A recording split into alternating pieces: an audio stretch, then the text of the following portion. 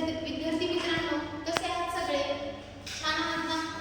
तर आज आपण हवा आणि हवामान अशी ह्यांचे अंगे, हवेचे अंगे आणि त्यांचे हवा आणि हवामान हा धडा पाहणार आहोत. तर मला आपण सांगू शकाल का विद्यार्थी मित्रांनो, तुम्हाला हवेची जाणीव होते का? हवेची जाणीव होते का तुम्हाला? हो. होते ना. हवाची हळूवारी येते, कधी वारा सुटतो जोराचा, तर तेव्हा आपल्याला हवेची जाणीव होते.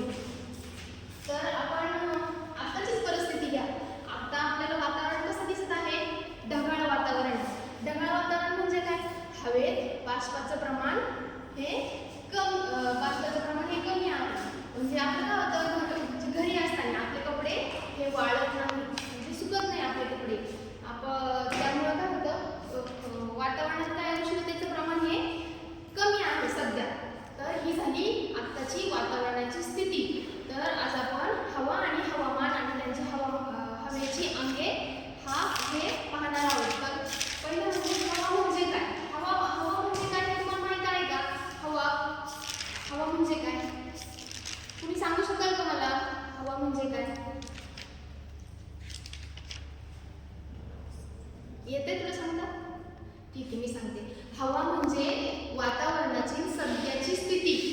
आता वातावरणाची सध्याची स्थिती ही नॉर्मल आहे. म्हणजे कशी आहे? ढगाळ वातावरण आहे.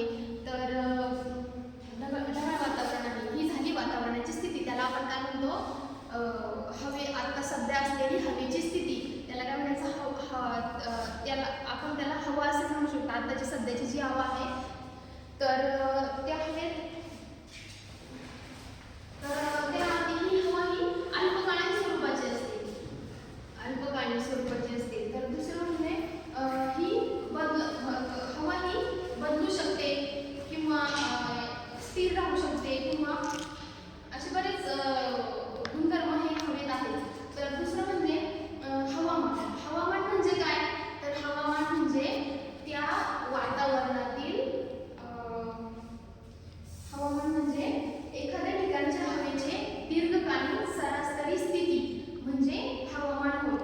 तर हवामान कसं असू शकतं? गरम असू शकतं, गरम उष्ण, शीत किंवा दमट असं हवामान असू शकतं.